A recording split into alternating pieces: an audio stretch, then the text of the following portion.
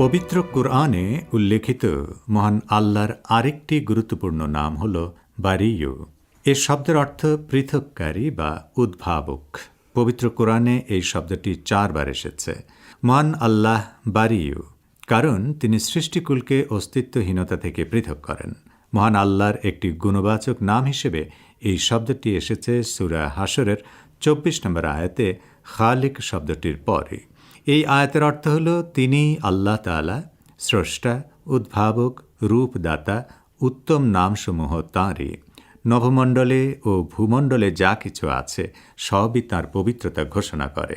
তিনি পরাক্রান্ত, প্রজ্ঞাময়।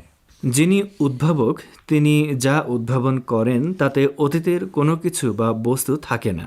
অর্থাৎ উদ্ভাবিত কিছুতে অতীতে পাওয়া যেত এমন কোনো উপাদান, যেমন পানি, মাটি, আগুন ও বাতাসের মতো কিছুই নেই। কিন্তু যিনি খালিক বা স্রষ্টা, তিনি সৃষ্টির সময় অতীতে পাওয়া যেত এমন কিছুও ব্যবহার করেন। যেমন মহান আল্লাহ মানুষকে কাদামাটি থেকে সৃষ্টি করেছেন। মহান আল্লাহ একাধারে উদ্ভাবক ও স্রষ্টা। মহান আল্লাহ সম্পূর্ণ শূন্য বা অনস্তিত্ব থেকে সৃষ্টি করেছেন অনেক কিছু, এবং মহান আল্লাহর উদ্ভাবন সব ধরনের ত্রুটি বিচ্যুতি থেকে মুক্ত। তাই মহান আল্লাহর উদ্ভাবন ও সৃষ্টি ত্রুটি বিচ্যুতি মুক্ত। মহান আল্লাহর সৃষ্টিগুলো সুনিয়ন্ত্রিত, সমন্বিত ও বিধিবদ্ধ এবং লক্ষ্যকেন্দ্রিক। মহান আল্লাহ তার সৃষ্টিগুলোর অস্তিত্ব অব্যাহত রাখতে সেসবের মধ্যেই সৃষ্টিগুলোর সব চাহিদা লুকিয়ে রেখেছেন এবং এজন্য সব পথ খোলা রেখেছেন। সূরা হাশরে স্রষ্টা নামের পর উদ্ভাবক নাম তথা মহান আল্লাহর খালিক নামটির পর বারিয়ু নামটি আসায় বোঝা যায় যে এই দুই নামের মধ্যে যৌক্তিক ঘনিষ্ঠতা রয়েছে।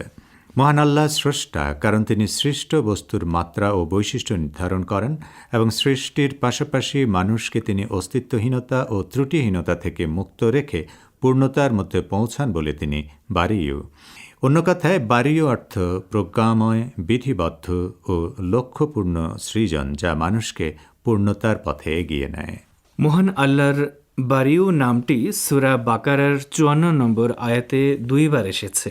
হজরত মুসা আলাইহিস সালাম যখন মহান আল্লাহর নির্দেশনা নেয়ার জন্য তুর পাহাড়ে যান 40 দিনের জন্য, তখন বনি ইসরায়েল গোবৎসের পূজা শুরু করে।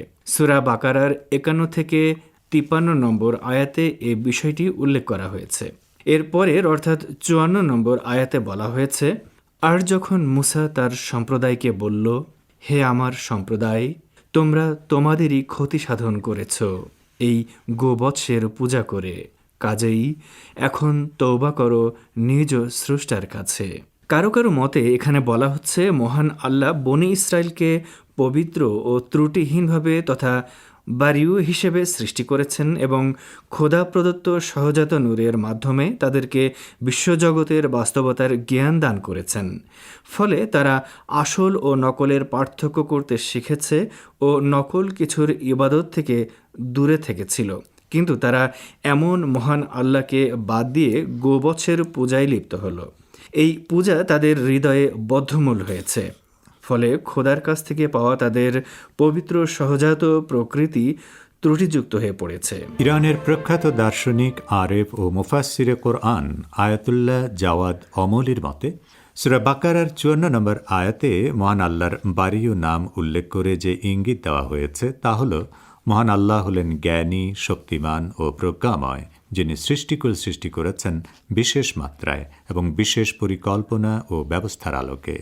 তিনি প্রত্যেক সৃষ্টিকে কিছু বিশেষ লক্ষ্য ও কল্যাণের সঙ্গে সমন্বিত করেছেন।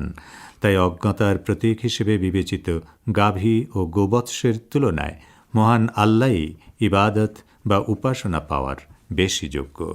আয়াতুল্লাহ জাওয়াদ আমলের মতে যারা গোবৎসকে প্রজ্ঞাময় মহান আল্লাহর সমকক্ষ মনে করে, তাদের মূল প্রকৃতিকে জাগিয়ে তুলতে হবে।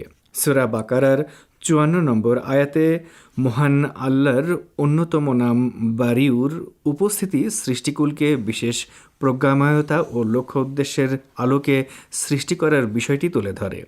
কারণ মহান আল্লাহ নানা ধরনের কাঁচামাল সৃষ্টির পরই সেসবকে সমন্বিত ও ঐক্যবদ্ধ করেছেন। এরপর প্রকৌশল ও পরিমাপের মাধ্যমে এবং বিধিবদ্ধ করে সেসবের ভেতরটাকে আশপাশের সঙ্গে বা পারিপার্শ্বিকতার সঙ্গে সমন্বিত করেছেন। আর মহান আল্লাহ এইসব কাজ করেন বলেই বারিউ নামের অধিকারী হয়েছেন। সূরা আরাফের 180 নম্বর আয়াতে বলা হয়েছে, সুন্দর নামগুলো মহান আল্লাহরই, তাই সুন্দর ও কল্যাণকর এইসব নাম দিয়ে বা আসমাউল হুসনার নামগুলোর মাধ্যমে তাকে ডাকো বা আহ্বান করো। আমাদের জীবনেও মহান আল্লাহর এসব নাম বা গুণের প্রতিফলন ঘটাতে হবে। মহান আল্লাহ বারিউ হিসেবে সর্বোত্তম স্রষ্টা এবং সৃষ্টির ক্ষেত্রে তিনি সবচেয়ে নিপুণ। তিনি যথাযথ পরিমাপ, সূক্ষ্মদর্শিতা ও সবচেয়ে বেশি কার্যকারিতা নিয়ে নানা উপাদান ব্যবহার করেছেন। এইসব উপাদান সব ধরনের অপূর্ণতা ও ত্রুটি বিচ্যুতি হতে মুক্ত। মহান আল্লাহর সর্বোত্তম সৃষ্টি বা আশরাফুল মাকলুকাত ও প্রতিনিধি হিসেবে মানুষেরও উচিত নিজ নিজ পেশায় ও কাজে সর্বোত্তম কাঠামো ও সর্বোত্তম উপাদানগুলো ব্যবহার করা এবং কাজের ক্ষেত্রে বিন্দুমাত্র ফাঁকি দেওয়া ও কম কাজ করা থেকে দূরে থাকা। মহান আল্লাহর বারিউ নাম তার খালিক ও সালাম নামের মাঝামাঝি পর্যায়ের। সালাম অর্থ শান্তি, কল্যাণ ও সুরক্ষা, তাই তিনি সব ত্রুটি বিচ্যুতি থেকে পবিত্র বা বারিউ।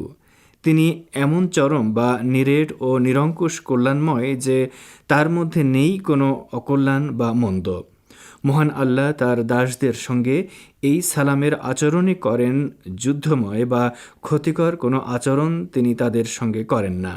তাই প্রখ্যাত আরেফ মহিউদ্দিন আরাবির মতে খোদাপ্রেমিক দাস নিজ চরিত্রের জন্য আল্লাহর খালিক বা স্রষ্টা নামের ও সালাম নামের মুখাপেক্ষী, যাতে সব ধরনের ত্রুটি ও বিচ্যুতি থেকে মুক্ত থাকতে পারে।